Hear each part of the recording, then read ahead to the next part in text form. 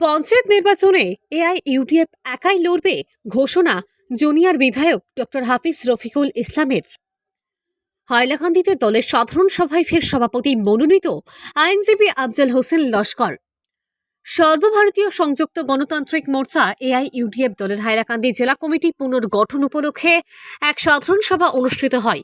রবিবার হাইলাকান্দি শহরের প্রবেশদ্বার লক্ষ্মীরবন্দের এক অভিজাত বিবাহ ভবনে আয়োজিত সাধারণ সভায় দলের কেন্দ্রীয় কমিটির পর্যবেক্ষক হিসেবে উপস্থিত ছিলেন জানিয়া সমষ্টির বিধায়ক ডক্টর হাফিজ রফিকুল ইসলাম, চেঙ্গা সমষ্টির বিধায়ক আশরাফুল ইসলাম, দলের উপসভাপতি মাওলানা আব্দুল কাদের কাশমি, কার্যকরী সভাপতি তথা প্রাক্তন মন্ত্রী আবু সালেহ নজমুদ্দিন ও কেন্দ্রীয় যুব ফ্রন্টের সাধারণ সম্পাদক আইনজীবী নজমুদ্দিন প্রমুখরা।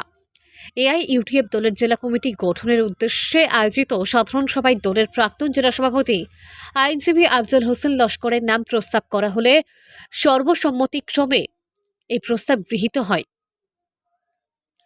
আফজল হোসেন লস্করের নাম প্রস্তাব করা হলে সর্বসম্মতিতে এই প্রস্তাব গৃহীত হয়। সভাপতি পদে আর দ্বিতীয় কোনো নাম প্রস্তাব করা হয়নি। ধ্বনি ভোটের মাধ্যমে আইনজীবী আফজল হোসেন লস্করকে সমর্থন জানান দলীয় কর্মকর্তারা।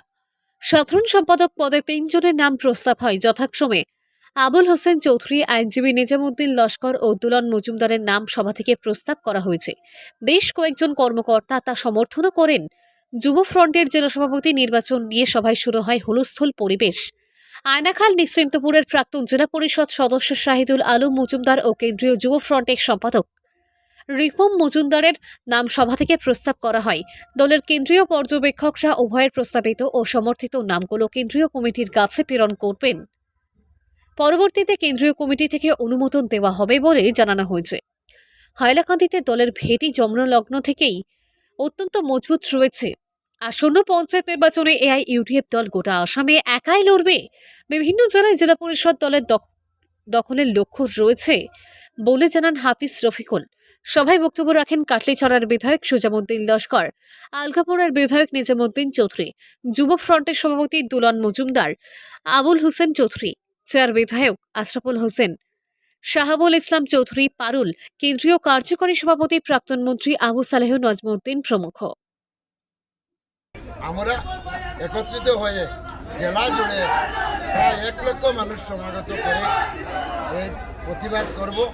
দরকারে আমরা হাইকোর্টের দ্বারস্থ হব, সর্বোচ্চ আদালতের দ্বারস্থ হব, আমাদের সেন্ট্রাল কমিটির সঙ্গে আলোচনা করে সেই পর্বে আমরা যাব। আজকে তো বলেছি আমার সেন্ট্রাল কমিটি সব জেনে গিয়েছে।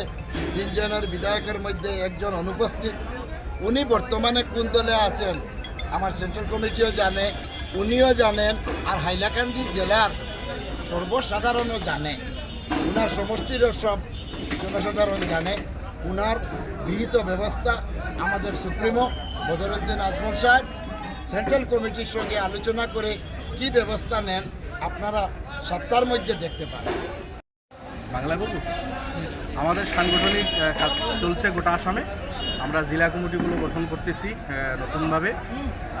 ইতিমধ্যে আমাদের বরপেটা, গোয়ালপাড়া, বঙাইগাঁও, নগাঁও, মরিগাঁও এই জেলাগুলো হয়েছে, ধুবড়ি। আমরা গতকালকে করিমগঞ্জ জেলা কমিটি গঠনার্থে সেখানে সাধারণ সভা মিটিং করেছি এবং আজকে হাইলাকান্দি জেলা কমিটি গঠনার্থে সাধারণ সভা ছিল। আর আপনারা দেখেছেন সুস্থভাবে এখানে 1000 অধিক আমাদের প্রতিনিধি ছিলেন এখানে। আর আমরা জেলা কমিটি গঠনার্থে মিটিং এবং আমরা প্রস্তাব এবং সমর্থন নিয়েছি জেলা সভাপতি, সাধারণ সম্পাদক এবং যুব কমিটির জন্য আজকে আমাদের এখানে মিটিং।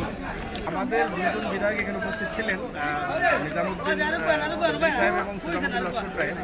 আর একজন বিধায়ক নাই, উনি জানাচ্ছেন, আমাদেরকে জানিয়েছেন বিশেষ কারণে উনি আসতে পারেন নাই।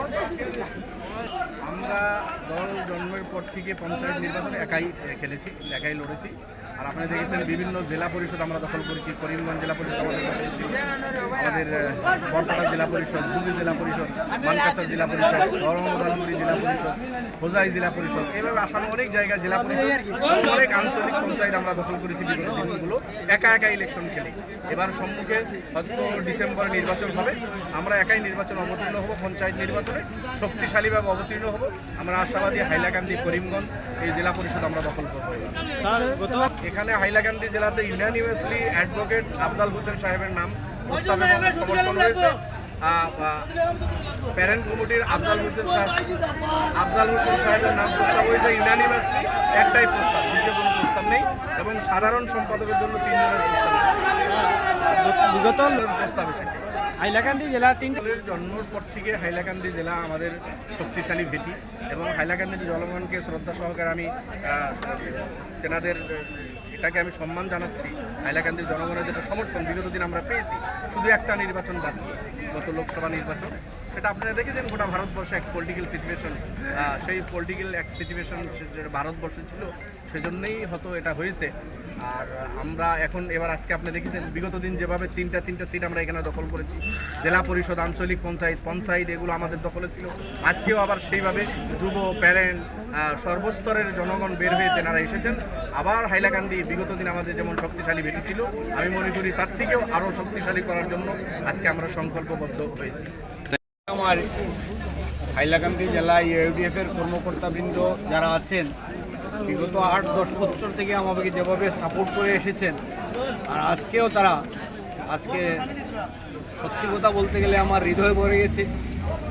আমি ইউডিএফ করছি, প্রত্যেকের সাহায্য সহযোগিতা নিয়ে করছি, এবং আজকে যে একটা পরিস্থিতি যে সবাই আজকে 1000 আমাদের সদস্য সবাই এক বাক্যে আমাকে সমর্থন করছে। আমি সবার কাছে চিরকৃতজ্ঞ, সবার কাছে কৃতজ্ঞ, এবং সবার কাছে আমি আমার ভবিষ্যতে যাতে আমি এই ইউডিএফ দলের হয়ে এক নিষ্ঠ কর্মী হিসাবে কাজ করতে পারি, সবাইকে সঙ্গে নিয়ে সবাই যেন আমার জন্য দোয়া আশীর্বাদ রাখেন। আগামী পঞ্চায়েতে হাইলাকান্দি ইউটিএফকে কীভাবে সাজাচ্ছেন? নিশ্চয়ই আপনারা দেখবেন আগামী পঞ্চায়েত নির্বাচনে আমরা একটা ভালো ফল করব, এবং প্রত্যেক আমরা জেলা পরিষদ থেকে শুরু করে প্রত্যেক সমষ্টিতে আমরা প্রার্থী দেবো। আমরা দল সব একজুট হয়ে আমরা